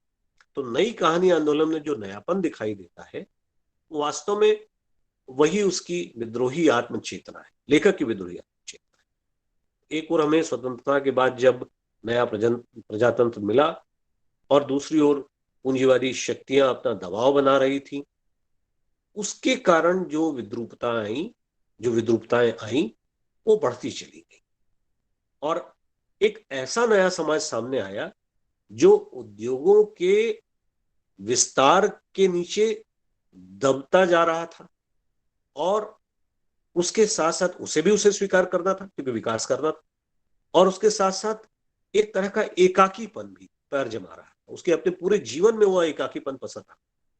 तो नई कहानी के लेखक इन सारी चीजों को देख रहे थे और उन्हें अपनी कलम से अभिव्यक्त भी कर रहे थे। उनकी जो अनुभूति थी वो भले ही वैयक्तिक हो, लेकिन फिर भी वह सार्वजनीन होती चली जा रही थी। तो जो यथार्थ के आधार पर रची गई कहानियां थी, उनमें उस समय का तत्कालीन समाज, तत्कालीन नवीन बोध, यह सब कुछ हमें रूपायित होता दिखता है। उसके कथ्य के विषय बिल्कुल ऐसे थे जो पाठक के अपने आसपास की दुनिया से लिए गए थे, आसपास के समाज से लिए गए थे, परिवार से लिए गए थे। उनके घर की दीवारों के बीच जो कुछ घटित हो रहा था उसे वो लोग लिख रहे। अब चाहे वो कुछ कहानियों की मैं यहाँ चर्चा करना चाहूंगा, नाम लेना चाहूंगा।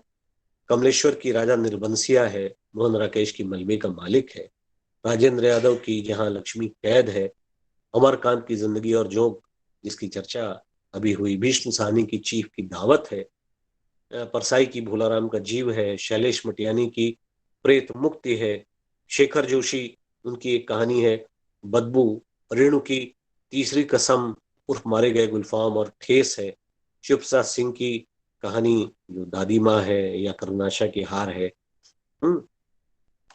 अब ये सारी की सारी कहानियां नई कहानी आंदोलन को एक नया आयाम दे रही थी, एक नयापन दे रही थी, एक नई धार दे रही थी। और वह जो देश विभाजन हुआ जिसकी चर्चा भी मैंने की, हमारा देश दो टुकड़ों में बटा, उसको लेकर भी बहुत सारी कहानियां लिखी थी। तो उस विभाजन के साथ साथ पारस्परिक संबंधों में भी विभाजन की वह तलखी दिखी, सामुदायिक संबंधों में भी विघटन आया, और परिवारों की टूटन में भी यह सब कुछ दिखा, समाज की टूटन में भी दिखा। अगर हम परिवार की बात करें तो एक चीफ की दावत जिसकी चर्चा हुई, विश्व सानी की जो कहानी है कि कैसे वह एक व्यक्ति अपनी बूढ़ी माँ को एक उस अंधे कमरे में बंद करके रखता है कि उसका साहब उसे कहीं ना देख ले, क्योंकि साहब जो है वो पढ़ा लिखा है, विदेशी है, और उससे कहीं उसने माँ को देख लिया तो उसे खराब न लगे, क्योंकि साहब को, चीफ को उसने अपने घर पे दावत पे बुलाया है, जबकि स्थितियां बिल्कुल उलट जाती। जब वह चीफ उसकी माँ को देखता है और फिर पूछता है, उनके हाथ का जो बना हुआ एक सालू है, एक जो शॉल है, उसे देखता है तो उसे लगता है कि नहीं नहीं, मुझे तो उसके मन की भावना है कि माँ से मिलना चाहिए। और जब वो पूछता है, फिर वो अपनी माँ से मिलवाता है, तो उस चीफ के कारण उस व्यक्ति की स्वार्थपरता फिर से जगती है और वो अपनी माँ को एक झूठा सम्मान फिर देता है। अब आप देखें, वह माँ जिसने उसे जन्म दिया, इस लायक बनाया, वह उस बेटे के लिए त्याज्य है। वह उसे एक अंधेरे बंद कमरे में रहने लायक मानता है, जबकि जैसे ही उसे लगता है कि अरे चीफ को तो ये चीज पसंद है और इससे मेरा कहीं ना कहीं प्रमोशन होगा, चीफ मुझे पसंद करेगा, तो वही माँ उसके लिए महत्वपूर्ण हो जाती है। तो यह जो संबंधों में दुराव आया है, यह बहुत कठिन स्थितियां पैदा हुई है। ऐसा क्यों है कि आज हमारे देश में वृद्धाश्रम बढ़ते चले जा रहे हैं? और उसके पीछे शायद यही कारण है। ऐसी तमाम सारी कहानियां आई हैं, तमाम सारी घटनाएं आई हैं, सत्य घटनाएं आई हैं, जहां माता पिता को बच्चों ने धोखा दिया है। और ये जो कहा गया है ना कि पुत्र को पुत्रो जायते माता को माता न भवती, सचमुच पुत्र जो है वह कुपुत्र हो सकता है। एक और बड़ी मजेदार बात है, कभी मैं इस पर विचार करता हूं, आप भी सोचिएगा। पुत्री कुपुत्री जायते नहीं कहा गया, पुत्र ही कुपुत्र के रूप में आता है। तो पुत्री इसलिए नहीं कहा गया क्योंकि पुत्रियां ज्यादा बेहतर ढंग से अपने माता पिताओं की देखभाल करती हैं। लेकिन पुत्र के कुपुत्र होने में कहीं ना कहीं किसका दोष है, यह विचार करने की बात है। तो जिनके केवल घर में जिनके केवल पुत्रियां हैं या पुत्रियां भी हैं, मैं उन माता पिताओं को ज्यादा सौभाग्यशाली मानता हूं, क्योंकि उनकी देखभाल करने के लिए एक ज्यादा संवेदनशील व्यक्ति है।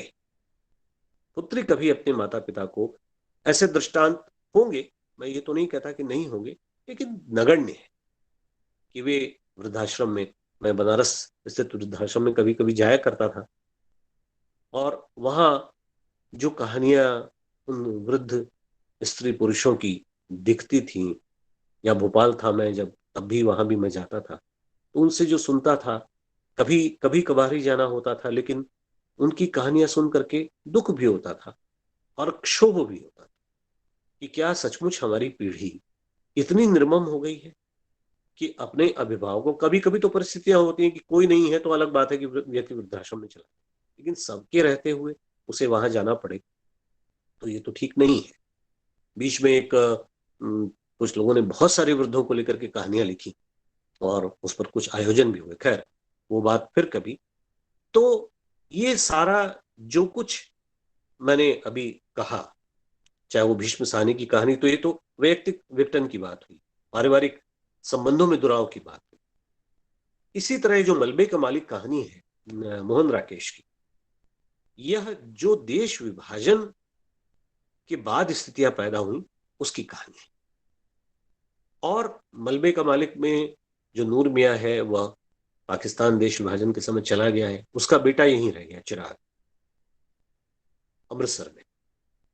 और वो 7 साढ़े 7 साल बाद लौट करके जब आया है, तो वह अमृतसर की उन गलियों में घूमते घूमते अपने घर पहुंच गया है, जो अब मलबे के रूप में तब्दील है, क्योंकि उस पर आग लगा दी गई थी। उसके बेटे और उसकी पत्नी और उनके बच्चों को मार दिया गया। और जिस व्यक्ति ने मारा, उस पर ही विश्वास करके वो रुका, उसे नहीं पता है किसने मारा है। बाद में उसी रखा पहलवान के पास वो जाता है नूर मियां, और कहता है कि रखिए क्या हो गया, तुम्हारे रहते भी किसने आखिर ऐसा किया होगा। रखे के पास इसका कोई जवाब नहीं है, क्योंकि वो खुद अपराधी है, उसका मुंह सूख रहा है, और वह अपने आप को उस मलबे के रूप में परिणत मकान का मालिक खुद मानता है, वह जो पहलवान है। लेकिन जब यह व्यक्ति उसके पास पहुंचता है उस मलबे को देख करके, और कहता है कि चिराग से मैंने कहा था तुम मेरे साथ चलो, और चिराग ने कहा कि नहीं, यहाँ रखे पहलवान जैसा व्यक्ति है, तो मुझे किस बात का डर है। अब और अंततः फिर वो चला जाता है। आखिर उस मलबे का मालिक कौन है?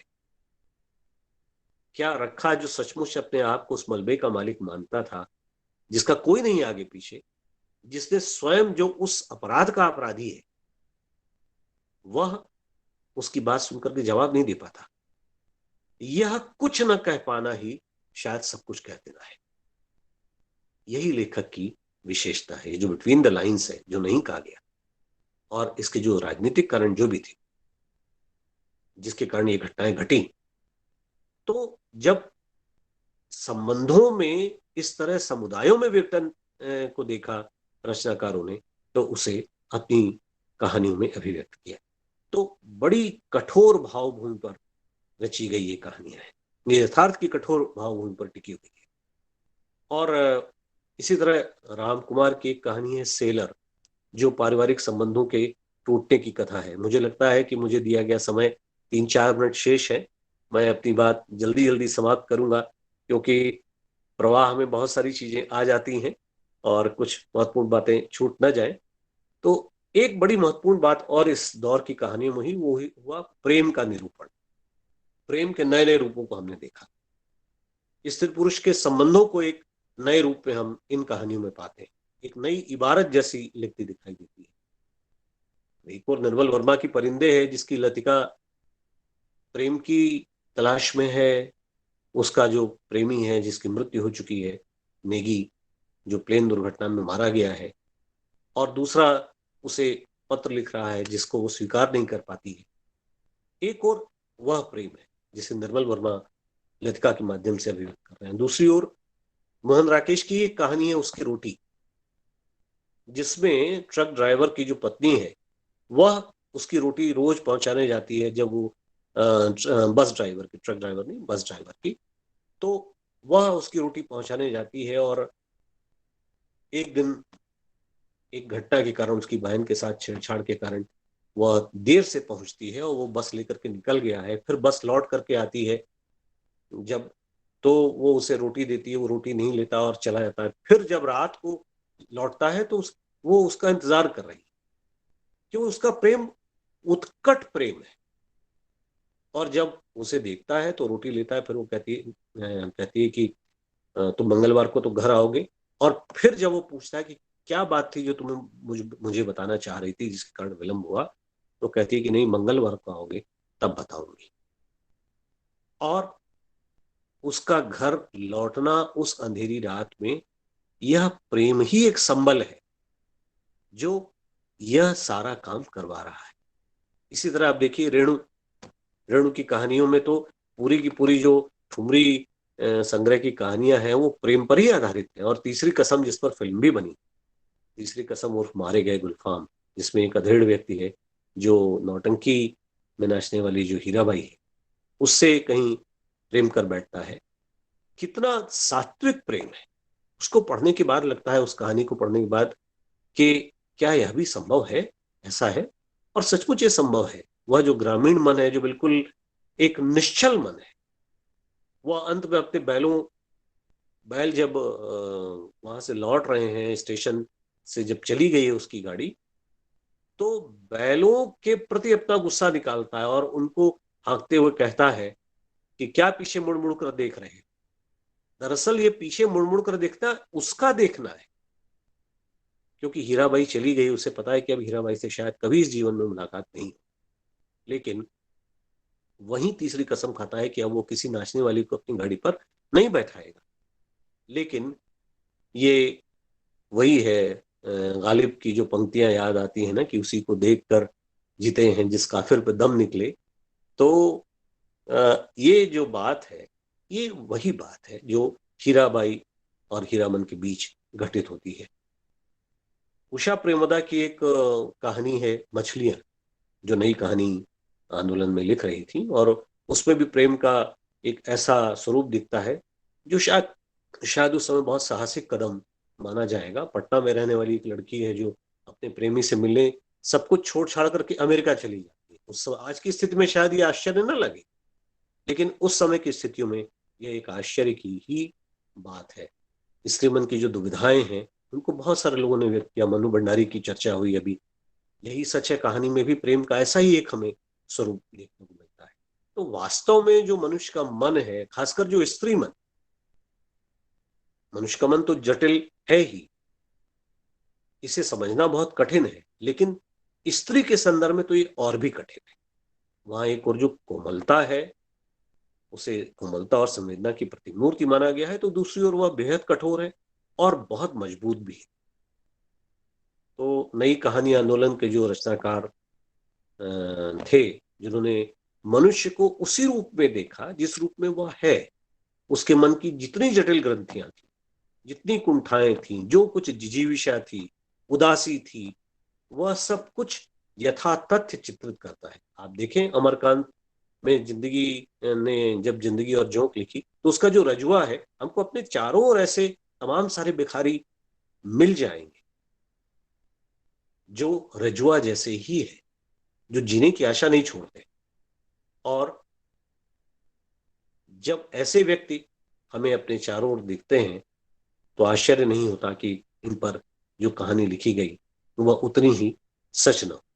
तो जो नई कहानी की विशेषताएं हैं उनमें एक और विशेषता है सांकेतिकता।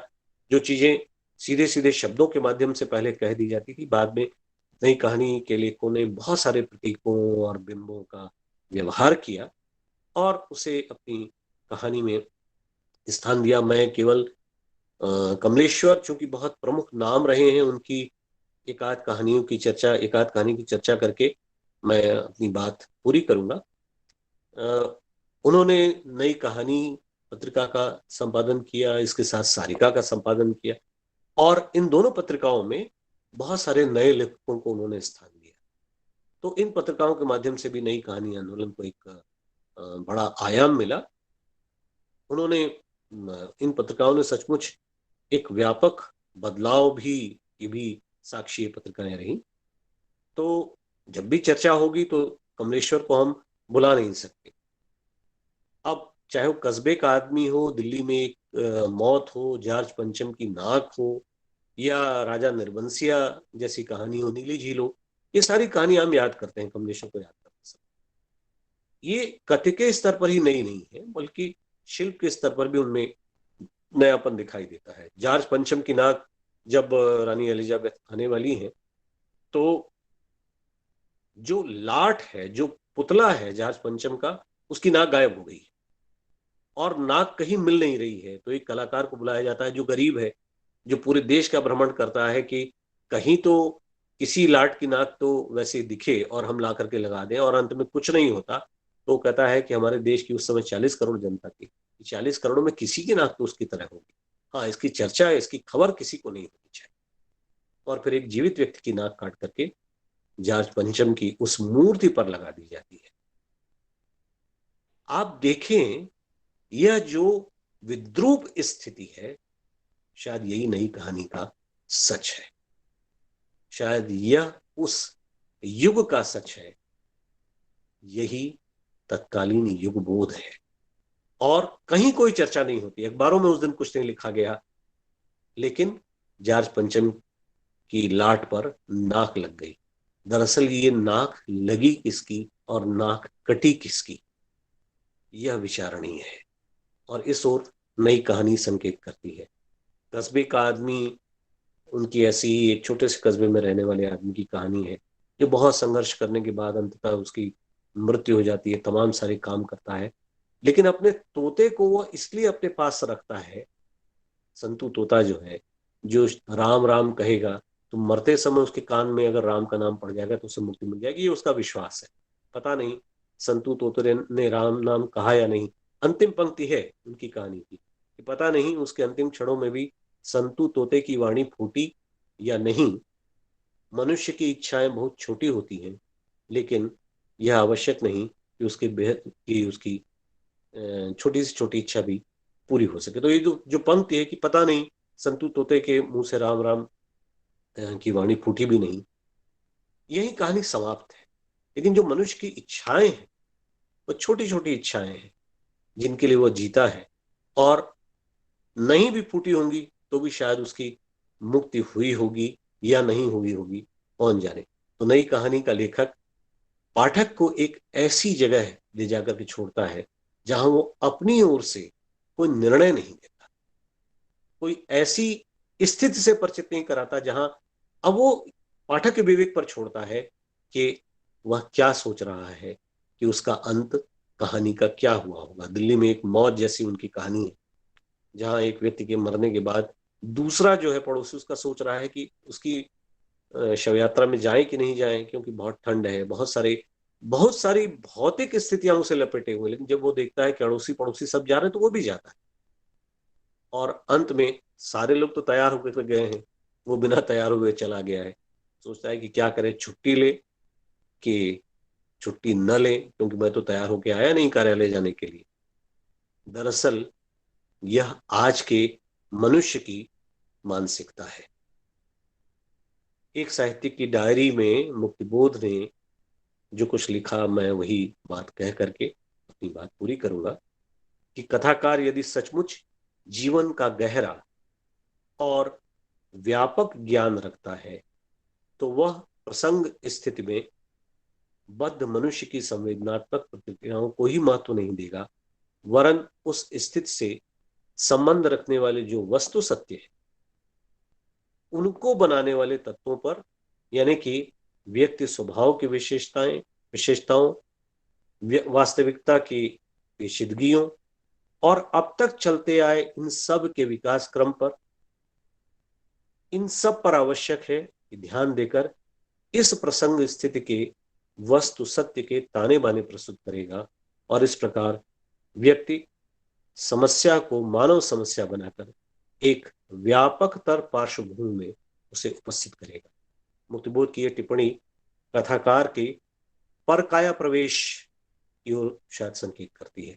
सचमुच जो भी कथाकार होता है, जो भी रचनाकार होता है, केवल कथाकार ही नहीं, वह परकाया प्रवेश करता है और तभी वह नए कथ्य, नया शिल्प, नई भाषा और बिल्कुल नए प्रतीक और बिंबों का व्यवहार अपनी रचनाओं में कर पाता है।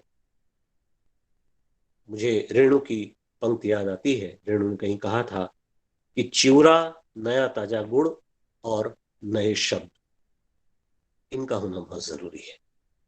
रेणु जिस परिवेश से आते थे वहां चूड़े का बहुत महत्व है। हम सब जानते हैं कि हमारे यहाँ भी बनारस में भी चूड़े का बड़ा महत्व है, तो उस इलाके में तो दही चूड़ा बहुत ज्यादा खाया जाता है, जो मिथिला क्षेत्र है। तो वहीं उन्होंने कहा कि चिवरा, नया ताजा गुड़ और नए शब्द। रेणु ताजे शब्दों की तुलिका से कहानी के कैनवास को जिस तरह बहुरंगी बनाते हैं, उसी तरह अन्य नए रचनाकार, नई कहानी आंदोलन के तमाम सारे लेखक भी उसे बहुरंगी बनाते हैं। यह अलग बात है कि उस रंग में विद्रूपता, कुंठा, संत्रास, विखंडन के रंग हमें ज्यादा दिखते हैं। मैं आभार व्यक्त करता हूं कि आपने मुझे अपने इस मंच पर बुलाया। मैंने 2-4 मिनट समय ज्यादा ले लिया इसके लिए, या शायद 5 मिनट से भी अधिक समय ज्यादा ले लिया। मैं इसके लिए क्षमा प्रार्थी हूँ। मेरी कोशिश रहती कि मुझे जितना समय दिया गया है मैं उतने में ही बातचीत करूं, लेकिन चूंकि बातें इतनी ज्यादा थी, कुछ और कहानियों की भी चर्चा करना चाहता था, जैसे राजेंद्र यादव की जहां लक्ष्मी कैद है वगैरह, और कहानियों की चर्चा करना चाहता था, लेकिन समय की इतनी सीमा है।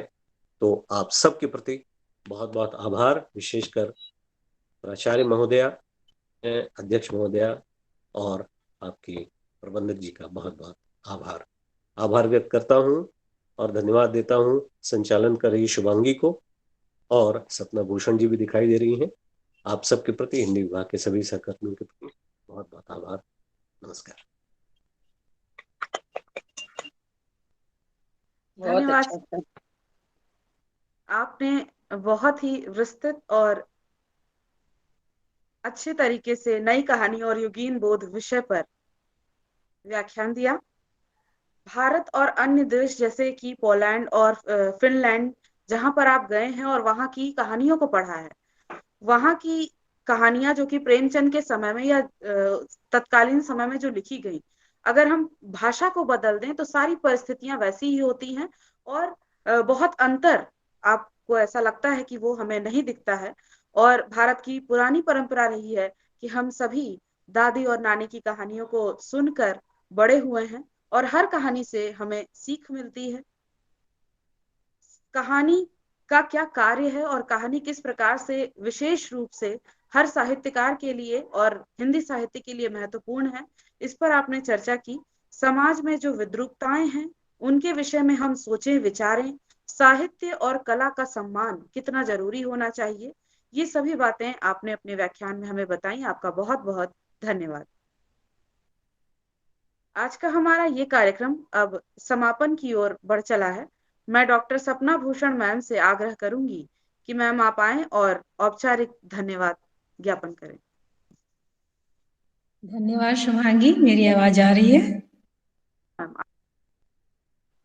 जी मैम, आ रही है।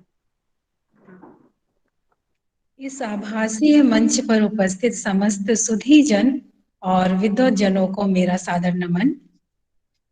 यह हमारे लिए अत्यंत ही हर्ष का अवसर है कि काफी लंबे समय के पश्चात आज पुनः सर को सुनने का सुअवसर हमें प्राप्त हुआ। सर से हम बहुत ही पहले से परिचित हैं, हम सभी परिचित हैं। शायद इसीलिए सर के प्रति हम सभी के हृदय में एक विशेष आत्मीय भाव है और एक जुड़ाव भी है। सर के वक्तव्य से सर का जो सरल सहज जो स्वभाव है वो प्रकट होता है। मैं जब पहले, चूंकि मेरा जितना भी रिफ्रेशर कोर्स ओरिएंटेशन कोर्स है वो यही HRDC से हुआ है, तो सर से तो उस समय मुलाकात होती थी और सर का एक लेक्चर जरूर वहां पर हुआ करता था। तो सर को मैंने पहले भी वहां पर सुना है और बहुत ही अच्छा लगता था। एक घटना मुझे याद है कि एक बार सर का लेक्चर था और सर माँ के ऊपर एक कविता बोल रहे थे और वो कविता बोलते बोलते वो बहुत ही भावुक हो गए थे, सर की आंखों से आंसू निकलने लगे थे। तो वो घटना मुझे आज भी बहुत ही अच्छी तरह से याद है और उससे ये स्पष्ट होता है कि सर कितने अधिक सरल स्वभाव के हैं और संबंधों को, रिश्तों को वो कितना अधिक महत्व देते हैं। ये सर के इस उनके अभिव्यक्ति से, उनके भाषा से, उनके वक्तव्य से ये साफ झलकता है। तो सर आज आपने जिस ढंग से हमारी छात्राओं को नई कहानी के संदर्भ में अपना व्याख्यान दिया, उन्हें युगीन नई कहानी और युगीन बोध का ज्ञान कराया, इतनी वृहद और रोचक ढंग से जो आपने अपने इस वक्तव्य को प्रस्तुत किया, उसके लिए निश्चय ही हमारी छात्राएं और छात्राएं ही नहीं बल्कि हम सभी बहुत ही लाभान्वित हुए हैं। तो सर आपका मैनेजर मैम की ओर से, प्राचार्य मैम की ओर से, विभागाध्यक्षा की ओर से और हिंदी विभाग की ओर से बहुत बहुत आभार, मैं बहुत ही साधुवाद आपको देती हूँ। विशिष्ट प्रतिभाशील हमारी प्रिय प्रबंधिका श्रीमती उमा भट्टाचार्य मैम, जो निरंतर अपने व्यस्ततम समय में से समय निकाल करके अपने विशिष्ट उद्बोधन से हमें लाभान्वित करती रहती हैं और हमारा उत्साहवर्धन करती रहती हैं, मैं उनके प्रति भी आभार प्रकट करती हूँ। हमारी संरक्षिका, महाविद्यालय की संरक्षिका, महाविद्यालय को ऊंचाइयों तक ले जाने वाली कर्मठ और कुशल आदरणीय प्राचार्य प्रोफेसर रचना श्रीवास्तव मैम के प्रति भी मैं हिंदी विभाग की समस्त शिक्षिकाओं की ओर से और छात्राओं की ओर से आभार प्रकट करती हूँ। मैम को तो, प्राचार्य मैम को तो इतने विषयों का ज्ञान है कि उनको जिस विषय पर बोलने के लिए कह दिया जाए वो बहुत ही सहज होकर के बोल लेती हैं और हिंदी के प्रति, हिंदी साहित्य के प्रति उनकी विशेष रुचि रही है, वो आज उनकी बातों से स्पष्ट हुआ और हमेशा ये प्रकट होता रहता है। तो मैं प्राचार्य मैम को भी अत्यंत आभार देती हूँ। कार्यक्रम के कुशल निर्देशन, संयोजन और विषय ज्ञान का, विषय का जो सार है आज के विषय का, उसका अत्यंत ही ज्ञानवर्धक सार प्रस्तुत करने के लिए मैं हिंदी विभाग की विभागाध्यक्षा सुपर वोमेन मैं इसलिए कह रही हूँ कि आज दीदी थोड़ा शीत के प्रभाव के कारण थोड़ी पीड़ा में है, उसके बावजूद भी चूंकि आनंदवर्धन शर्मा सर आने वाले थे तो इसलिए उनके आदर में कोई त्रुटि, कोई कमी न रह जाए, इसीलिए आशा दी ने विषय प्रस्तावन करने का स्वयं निर्णय किया कि मैं ही विषय प्रस्तावन करूंगी। पहले वो कह रही थी कि शायद मैं न कर पाऊं, लेकिन क्योंकि सर को महत्व देना था इसीलिए उन्होंने इसे सहज रूप से स्वीकार किया। तो ऐसी कर्मठ और कुशल योग्य मैं विभागाध्यक्षा को भी अत्यंत धन्यवाद देती हूँ, उनके प्रति आभार प्रकट करती हूँ। वाद्य यंत्र के माध्यम से अत्यंत भाव विभोर करने वाले वातावरण को उपस्थित करने के लिए वाद्य संगीत विभाग की विभागाध्यक्षा प्रोफेसर मीनू पाठक मैम को भी मैं अत्यंत साधुवाद देती हूँ कि उन्होंने इतना सुरमय वातावरण प्रस्तुत किया। एनी बेसेंट प्रशस्ति की सुमधुर प्रस्तुति के लिए संगीत विभाग की समस्त छात्राओं और उसके कुशल निर्देशन के लिए मीनू दी और उसके सुंदर शब्दावलियों का चयन करके अद्वितीय एनी बेसेंट प्रशस्ति की रचना के लिए मैं आशा दी के प्रति भी अत्यंत आभार प्रकट करती हूँ। और इस सभा में उपस्थित मेरे गुरु भी दिखाई दे रहे हैं, प्रोफेसर वशिष्ठ नारायण त्रिपाठी सर, तो मैं उनके प्रति भी अत्यंत आभार प्रकट करती हूँ। सर, बहुत अच्छा लगा आप हमारे कार्यक्रम से जुड़े और हमारा आपने उत्साहवर्धन किया। और मैम भी अभी जुड़ी हुई थी लेकिन किसी कारणवश शायद वो लेफ्ट हो गई, तो उनका भी बहुत बहुत आभार। और उषा दी भी जुड़ी हुई हैं, तो मैं उषा दी को भी प्रणाम करती हूँ और बहुत बहुत आभार उनके प्रति प्रकट करती हूँ। और पूर्व प्राचार्य कुसुम मिश्रा मैम, वो भी जुड़ी हुई थी, कमला मैम, तृप्ति मैम, बीना मैम, प्रोफेसर श्रद्धा सिंह मैम, मीनू दी और बीना दी, जितने लोग भी हमारे इस कार्यक्रम में जुड़े हुए हैं, मैं उन सभी के प्रति आभार प्रकट करती हूँ कि उन्होंने हमारे इस कार्यक्रम को सफल बनाने में अपना सहयोग प्रदान किया और हमारा उत्साहवर्धन किया। संपूर्ण कार्यक्रम के कुशल एवं सुगठित संचालन के लिए मैं डॉक्टर शुभांगी श्रीवास्तव जी का भी धन्यवाद देती हूँ, उनको भी धन्यवाद देती हूँ।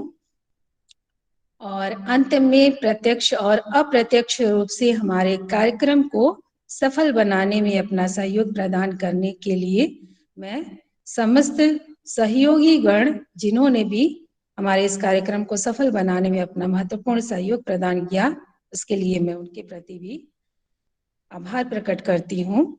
और समस्त छात्राएं जो कि उनके बिना कोई भी कार्यक्रम अधूरा है, उन छात्राओं को भी जो अभी तक इस कार्यक्रम से जुड़ी हुई हैं, उनको भी मैं बहुत बहुत साधुवाद देती हूँ।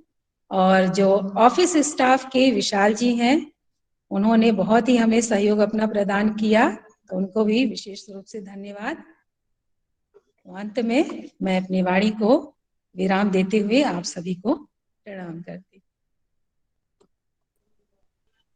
धन्यवाद मैम। सर को प्रणाम। आपका भी मैम बहुत बहुत धन्यवाद ज्ञापन करने के लिए। अब मैं प्राचार्य मैम और आशा मैम से कार्यक्रम की समापन की अनुमति चाहूंगी। इस द्विदिवसीय व्याख्यान श्रृंखला के दूसरे व्याख्यान के लिए हम सभी 20 नवंबर 2021 को 11 बजे स्वतंत्रता आंदोलन और हिंदी विषय पर काशी हिंदू विश्वविद्यालय से प्रोफेसर श्रद्धा सिंह मैम को सुनेंगे। आप सभी हमारे उस कार्यक्रम में आमंत्रित हैं। आप सभी का बहुत बहुत धन्यवाद। मैम, अनुमति है तो हाँ बिल्कुल, प्राचार्य मैडम शायद नहीं है, तो ठीक है, हम लोग अब समापन की ओर हैं और फिर हम लोग मिलेंगे परसों। सर प्रणाम। सभी को नमस्कार।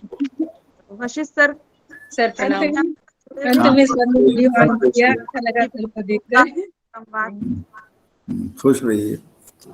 प्रणाम सर। मैम प्रणाम।